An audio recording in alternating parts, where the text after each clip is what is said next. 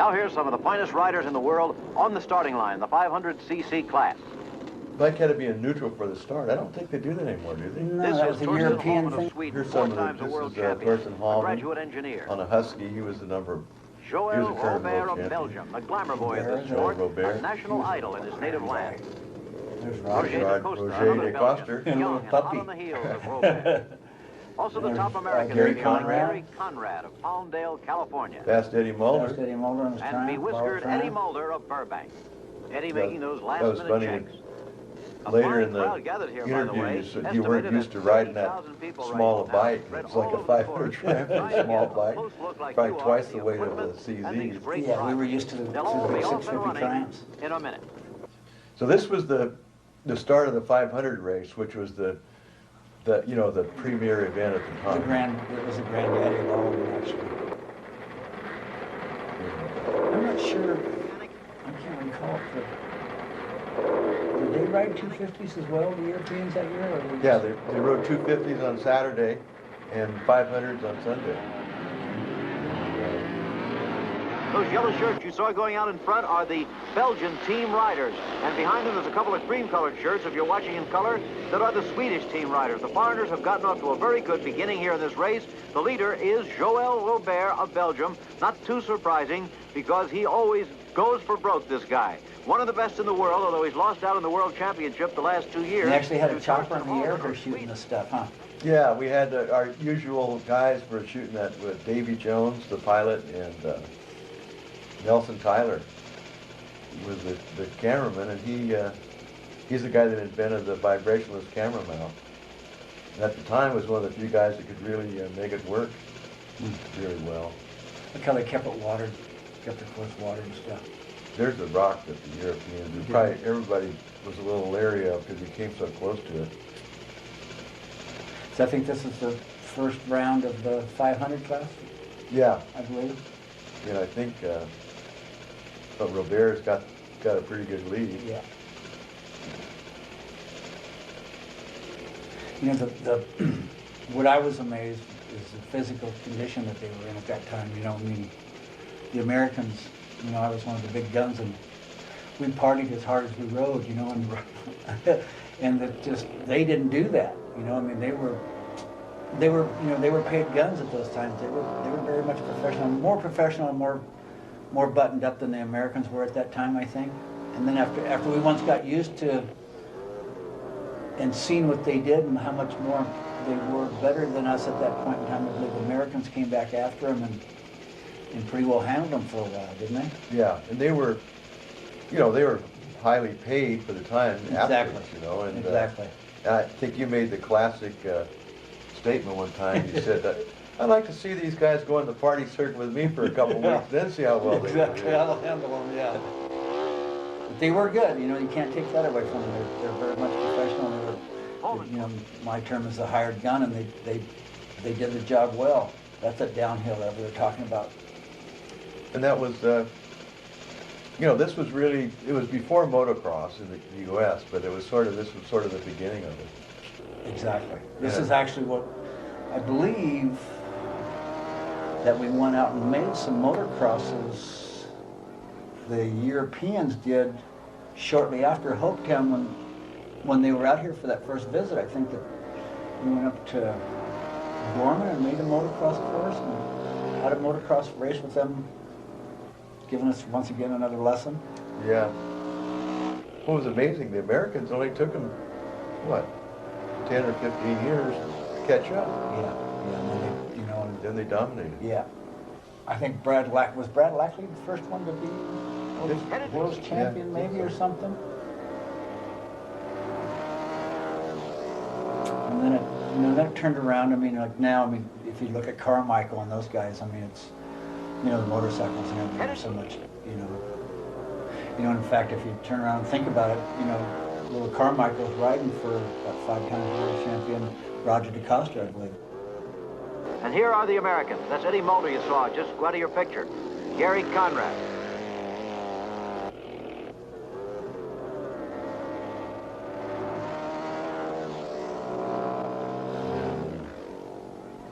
But I think Dick Mann made the classic statement. He said, it doesn't really much matter how much travel you have.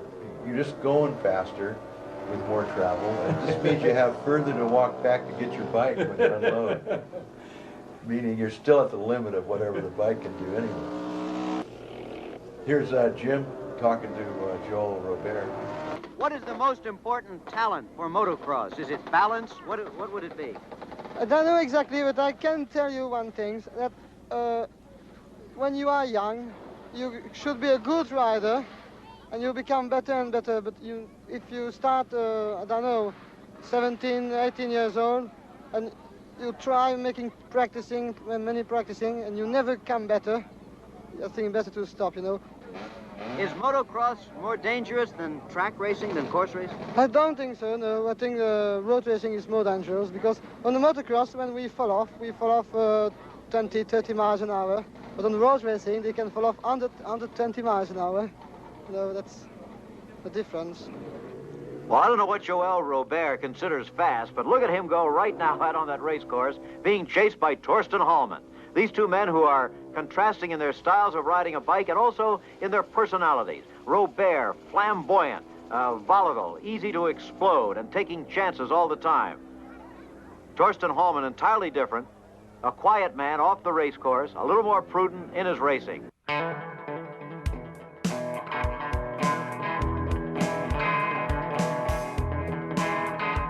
Robert heading into the third lap now, and Hallman right behind him. About the time the mud hole started to dry out, they had a big fire hose there. They'd fill it up again. So Yeah. from lap to lap, you never quite knew what it was going to be like when you got there.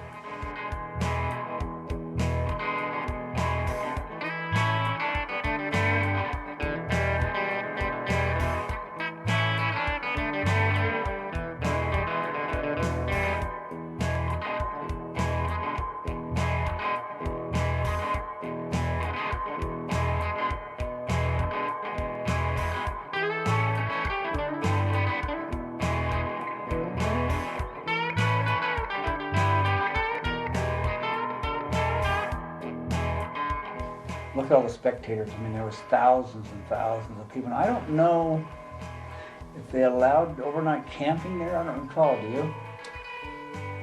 No. There goes actually Dusty Coppage and Gary Conrad. Some of these fellows coming through here now are Dusty Coppage and Gary Conrad, Ron Nelson, along with Ole Peterson of Sweden you saw go through there, Steve Hurd, Chuck Minor. Old Bud Eakins is in this group, and bringing up the rear here is Russ Robinson.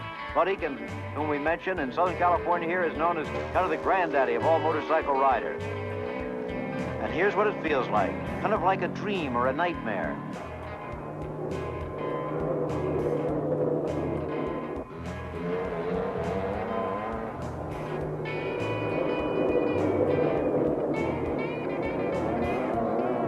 Let's have a word with Eddie Mulder, who's dropped out of the race. There you are. You were just old enough to grow whiskers. Something as simple as a flat tire? That's enough, yeah. That's all it takes, huh? I don't think it'd make any difference, though. They're world champions. Eddie, however, I know that in the past you've been laps ahead of your competition here, and you are not beating the Europeans today, but you were sticking very, very close to them until you had to drop out there. Yes, I'm not riding the same motorcycle I usually ride. I'm not used to riding a smaller bike at all. What is it that makes these Europeans so good? Is there any one thing or many things? Or what? Their physical shape and also their equipment. Their equipment is, the suspension's 50% better than ours ever thought about being. The suspension in it? Suspension, yeah. Having run well with these fellas, do you have any thought that you might like to go to Europe and race against them on their own terrain? Oh, definitely on one of their motorcycles. I'd like to race them here on one of their motorcycles, but I can't seem to get one. Good luck to you, Eddie. Thank you very much. You were saying that they loaned you a CZ one night. You went down to Ascot and blew everybody away on the short track. What happened is they had a... We have word that Robert's in trouble. There he is, pulling off the course. That's the leader out of the race. Cliff Coleman and Bud Eakins told me I was a chicken. You know what? If I didn't go over and grab one of the motorcycles and went over and grabbed one of them, lined up with them, and spanked them pretty well at the TT track at Ascot and got a standing ovation. That gives the lead to the world champion, Torsten Hallman of Sweden, whom you see right now lapping a slower bike. Supposedly I was going to have a CZ for Hopetown, and the motorcycle disappeared after that, so they didn't speak too highly of it. So that was the night before at Hopetown. The night before Hopetown, yeah. Okay. Taking a look back into second place where Dave Vickers is now, and look what's happened. Chasing after Dave Vickers, and we'll get a look at him in a moment. Chasing after Vickers is Gary Conrad of the United States, a young Californian, giving a tremendous account of him. So here he is chasing Vickers right now and trying to take over second. The motors, I did have the honor of end up riding one for CZ out here for about a year or two, and they were, at that point in time, they were a great motorcycle. They still are, but the 21-inch front wheel and the power band that they had, at least it was amazing. The typical motorcycle fan too. They'd all be by the mud hole and leap in the mud to help the guy get unstuck. And as the day went on, it got sloppier and worse, and they just kept, like you say, feeding it full of water. It's too bad we don't have anything like this anymore. It was a great event, and it just seems like we don't have the grounds left to do something like this anymore. I believe the Dirt Diggers AC. Yeah, Dirt Diggers, that's right. Put it on, right? Yeah. We're on the final lap of the International Cross Country Motorcycle Championship in California. The leader, Torsten Holm of Sweden, but look at this. In second place, Gary Conrad of the United States. What a surprise that is. He's ahead of Roger de Coster here of Belgium and of Dave Vickers of England, who was second but was off the course, and you saw right here getting back on the course. Hopetown seemed like it was kind of the cat's meow. It was, everybody looked forward to it, and it was like a function. Everybody planned it a year ahead of time and stayed at it,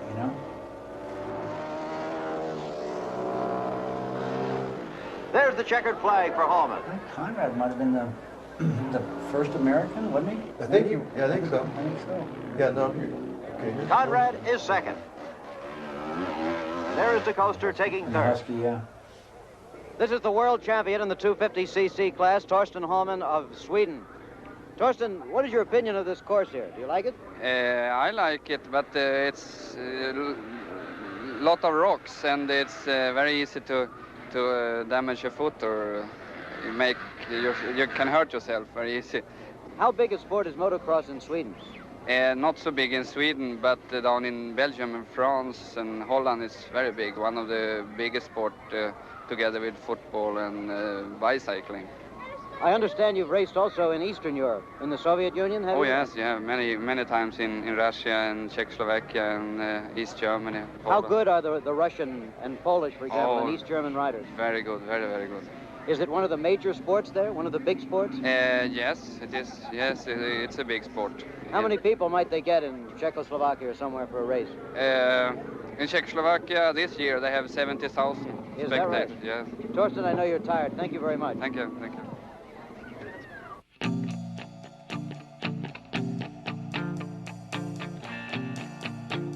Day before, this was a Saturday race. It was the 250s.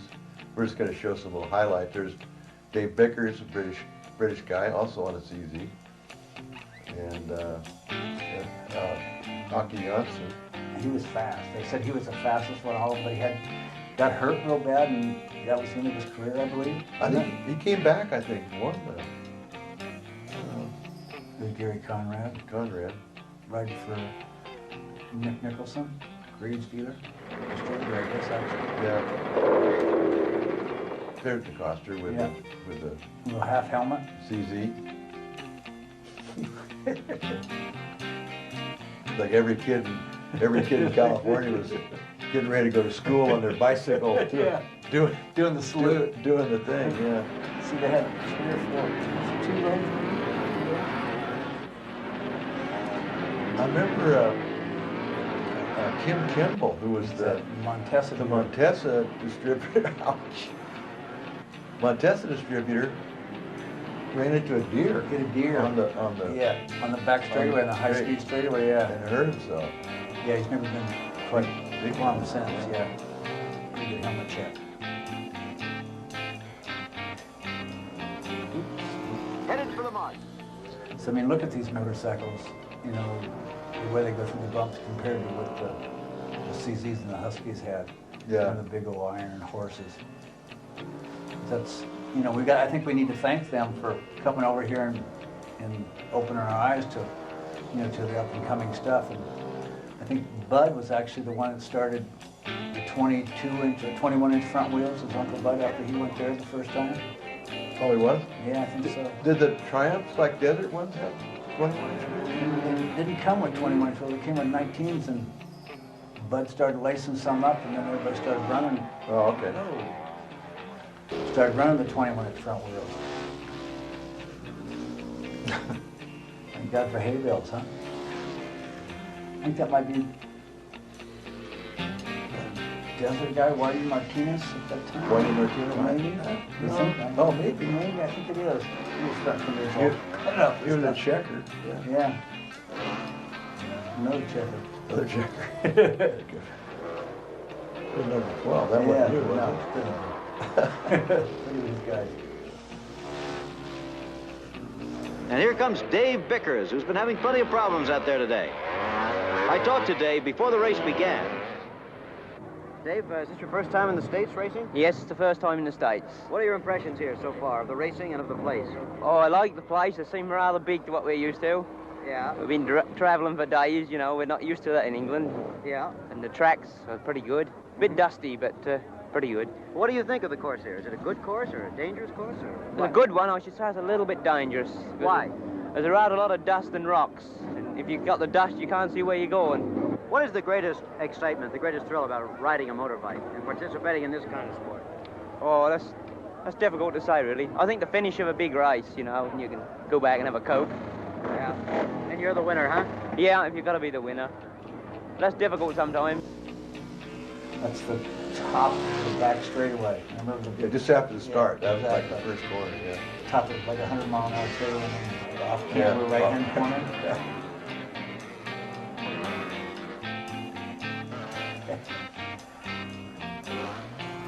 Now, this was before, see, I don't even know if the Europeans had the new style leathers that we, motocross stuff. See, I believe they even have leather bottoms on in them days, didn't they? Yeah, yeah, just a, Before the nylon stuff came. yeah, just a jersey. Yeah. I believe Torsten Holman Made leather. riding gear. That's right, yeah. Yeah. He's the one that originated it, I think. And That's right. Joël Robert, and there he is, from Belgium in the CZ team. Torsten Hallman of the Husqvarna team was second, and Ole Peterson, also of Sweden, was third. There were two races, what we now call motos, and then it was the aggregate placing of the two that Right. determined the winner. So we had like, you know, if you got a first and a third to the guy's first and a fourth, the first and a third would win it. right.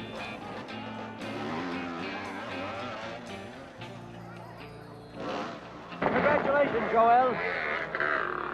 Here is the winner. Congratulations. Thank you very much. Is this course a difficult one? It's not very difficult, but it's very quick. Very quick course. Many rocks. I don't like that course. You don't like the course? No. Is it dangerous? Is it more dangerous than the courses in Europe? Yeah, enough part of the track is more dangerous than we have in Europe because there are too many rocks, you know. Yes. And fast. much dust, you know, and we go fast. We can't see nothing if we follow somebody. Where is the most dangerous curve on the course? I The think village le plus dangereux. I think it's one on the other side. We take this band nearly, I don't know, in third gear, flat out, you know. Yes. We go very quick, and there's a big rock inside, you know. Yeah. I think the helmet passed near 1 or 2 inch between the rock and the helmet. Right. Well, congratulations to you, Joel. Thank you very much.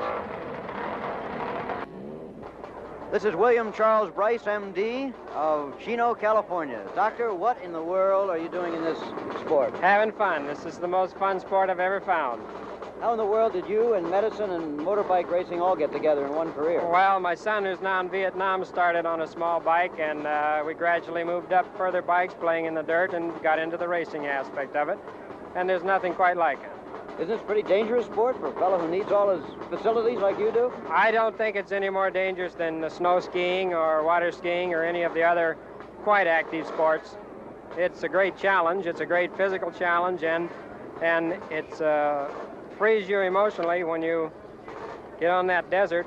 You have all your faculties busy, and if they're not busy enough, you just turn the throttle a little higher, and then you are busy. Have you ever tried to turn psychiatrist while you're out there and try to figure out exactly and specifically what is the appeal? That's when I turn the throttle higher. I don't even want to find out what the appeal is. It would ruin it, I think.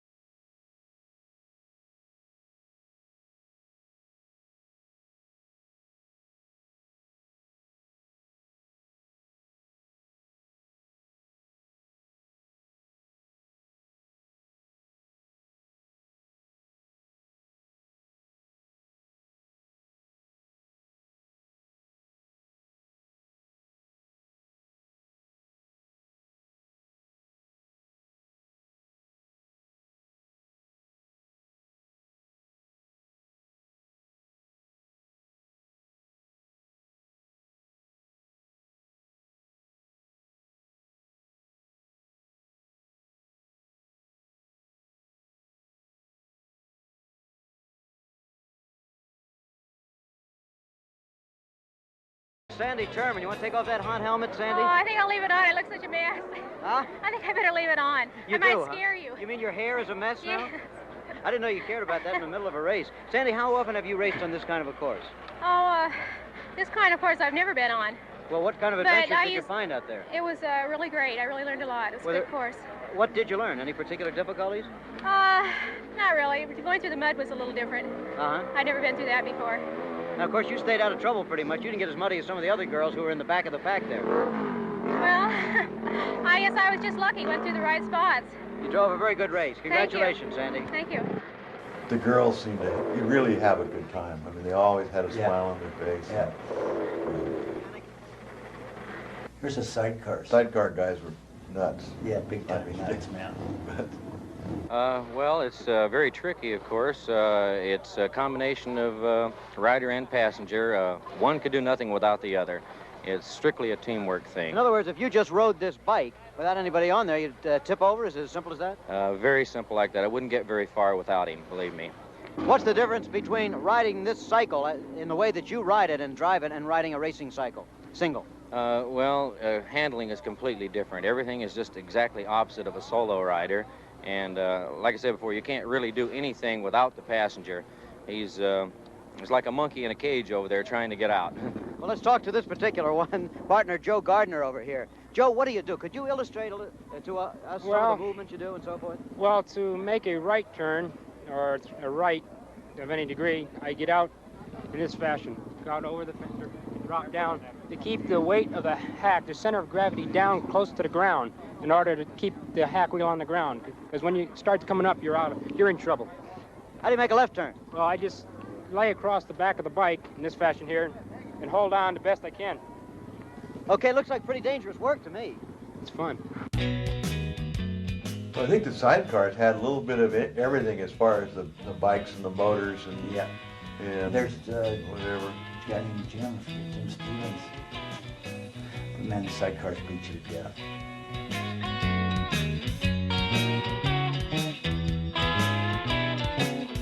Oh, that looks like a few too many. Look at all of them. I mean, it's like, whoa. You know, this is before the day of the bleeding axle on a sidecar that makes them turn and stuff. They were just hanging out. Look at that.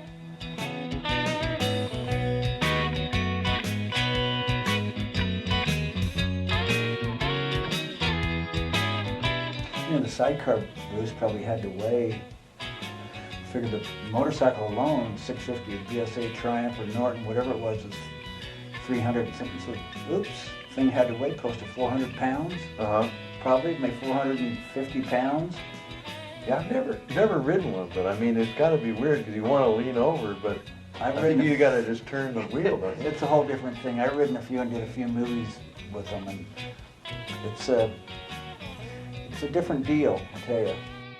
I think I had the sidecar on the opposite side. Yeah.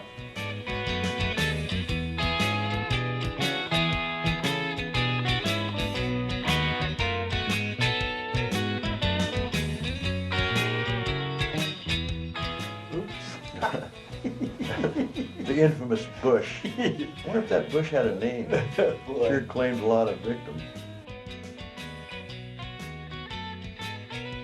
Look at that guy. Think he's stood there all day or helped these one guys and he got the hell out of there? I got a guy laying out to make the thing turn.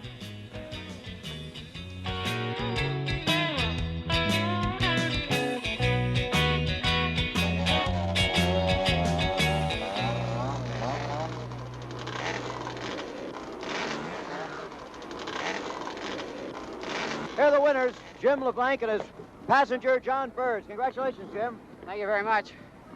You can see without those, I take it. Yeah. Just want to get the sun out of your eyes. What was the ride like? Did you have any incidents? No, rough. It was a bit rough, but it was all right. John, I have to ask you, whatever gave you the idea that this is a good idea? I don't know. I really couldn't tell you. You really enjoy it? I do. It's a lot of fun. Congratulations to you both, Jim Thank you very LeBlanc, John Burns. Here's Steve Foss, who was riding passenger on the second place bike here. Steve, what happened to you? I got wet. Your face looks like? Well, I can imagine if it looks like the rest of me. Yeah, you're about the dirtiest man I've ever seen, if you don't mind my saying so right now. Where did you pick up most of this, do you know? It all came from that deep mud hole. Uh-huh. Did you actually go down into mud one time or what? No, but with the left-hand sidecar, the right-hand ones throw the mud at you. Uh-huh. You're all in one piece? Nothing scratched, nothing hurt? No, I lost a glove someplace, and my goggles are dirty, but other than that, I'm all right. A little you tired. Consider this a pleasant afternoon, then? I am having a hell of a good time. And there he is, right Bruce there. Brown, the young man who made a remarkably successful Look at that, isn't that picture of great? the endless summer about surfing. Bruce, I understand a lot of the fellows in the sport of surfing are now taking to this one. Is that right? That's right. Surprisingly enough, it's a very similar kind of sport. The sort of body English and the feeling of riding and the turns are very similar to surfing. Is that right? Particularly in this motocross, you mean? In any kind of the cross-country racing where you're going between rocks and around trees and things like that, it's very similar to the feeling you get going up and down on a wave, going down the little hills. Interesting point. You ever try it yourself? Yeah, I've raced. I come in about last or next to last, depending on how many people break down in desert racing, but not this. I wouldn't get in this thing for $1,000. How about the emotional appeal? Is it kind of the same as surfing, do you think? Or is it a different? Yeah, it's a different feeling. It's kind of more of a fight type thing, where surfing's a more free, sort of a more pleasant feeling. This is kind of a roar, you know, and you're gonna get them or something. But it's similar. It's satisfying. Surfing is a little more getting away from things, is it? And this is getting more involved in things? Yeah, and it's quiet, and it's a different mood, but yet it's similar in many ways.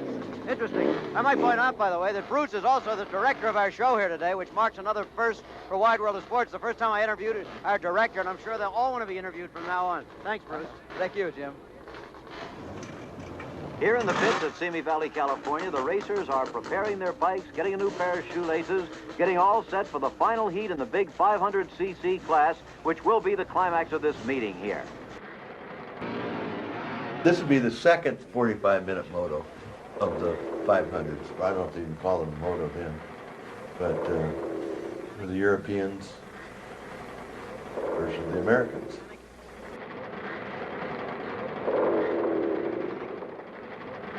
There's the moment. There's Conrad again. Roger de Coster in the CZ. With their goofy little helmets, Eddie Moore smoking a cigarette or something. Guys give me last minute instructions.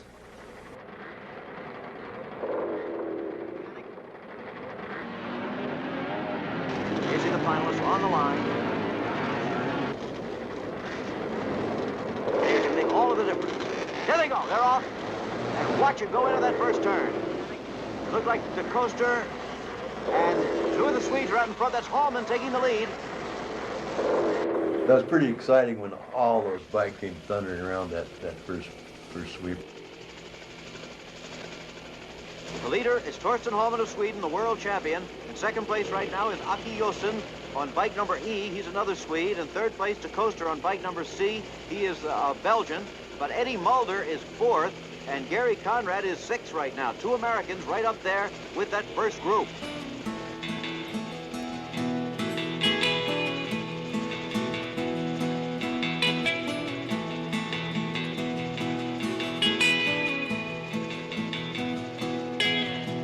Whoop, I took the bike. There's the guy. He's on the pursuit.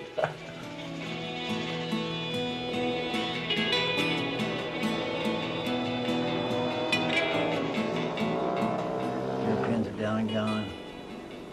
1/4. There you go. Yeah. There goes Coppage and Gary Conrad. So it is Holman the leader. Second place in the yellow shirt, if you're watching in color, is De Koester of Belgium. Third place is Jossen of Sweden. Eddie Mulder of the United States is still fourth. And Gary Conrad is still sixth. In between them is Dave Vickers of England.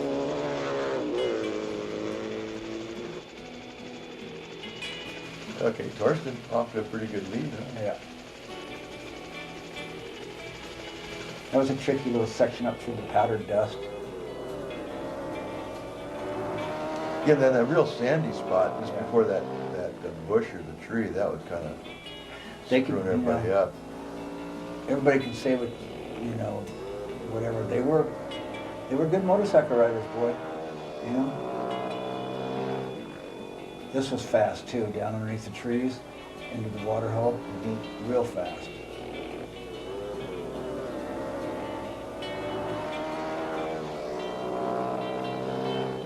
He's after him here, huh?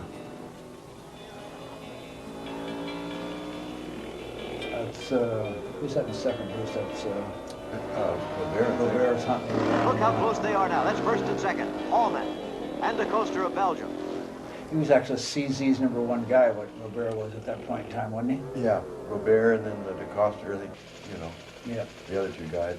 I think Dave Vickers was, he was the other guy. Yeah.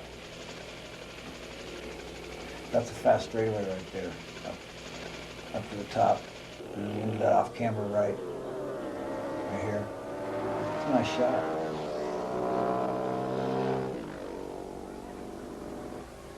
Then hung him down.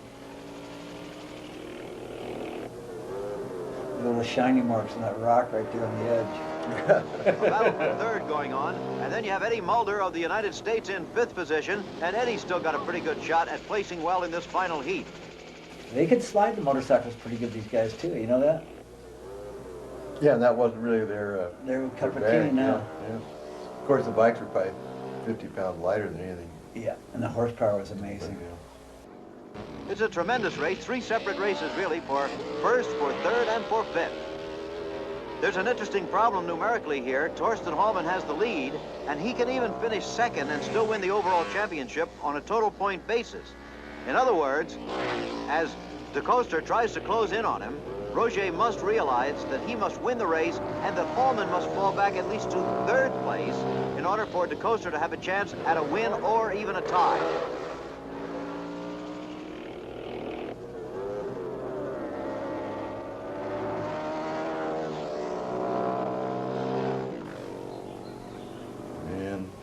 You know, the speed, this place was pretty fast in places, as you know, Bruce, and the speed, I remember them saying that they had a hard time with the speed at first, but it didn't take them long to pretty well hand us our ass, you know. They kept care of us pretty well. Yeah, you guys were used to 100 miles an hour across the desert. Yeah. They were kind of more 30 miles an hour through a really rough motocross course. Yeah, they were amazing. Yeah. And their motorcycles were so updated compared to the stuff we had. You know, we had the DKWs and the Greaves, and you know, we were a few years behind as far as technology, I think, with their equipment. Yeah, and mostly, you know, big 4-strokes too. The 2-stroke here were kind of new. Yeah. Here they are, headed for lap 6 now of this 7-lap race, and there's a straightaway coming up. Let's see what De Koester can do. Look at the crowd, and there's no. What's pretty cool in them days, there was, you know, no crowd control, but the people didn't try to run around and be, you know, they respected what the guys were out there doing. Right. He's going after him. Wow. And he's got him, literally almost as if he were standing still. Robert broke. Yeah. Uh-oh. Holman's got a flat. Who is that then? Russell? That's DeCoster. Is that DeCoster? Yeah. Yeah. He did really well, obviously.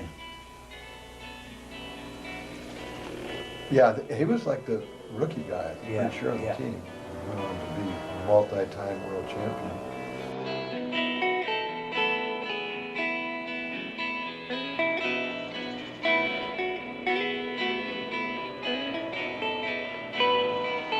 And right now there is Vickers trying to take Hallman, and he does.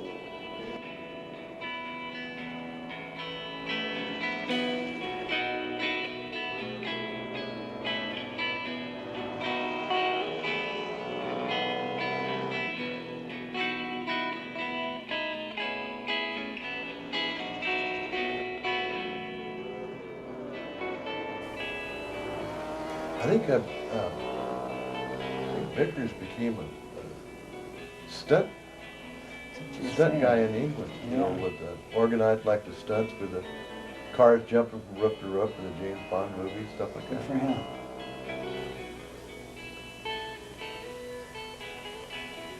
Look at that thing go through the bumps.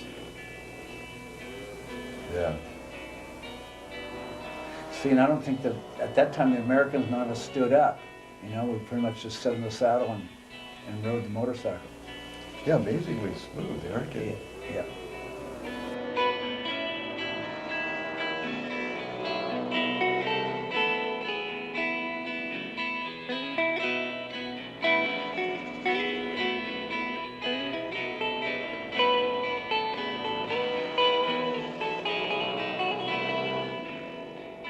Here he comes.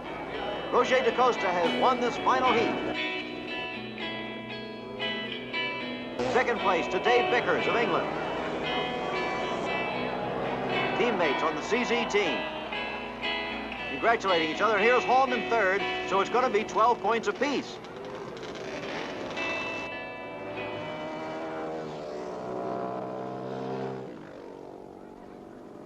Roger, it looks like you're tie at the moment, doesn't it? A first and a third for each very of you? bad ear. You hurt? Last week I hurt my shoulder, it was little dislocated, and so I must take medicine, and I'm finished. That was a great race. Did you have trouble with your bike, Torsten? Yeah, the rear wheel The came rear loose. wheel. Yeah.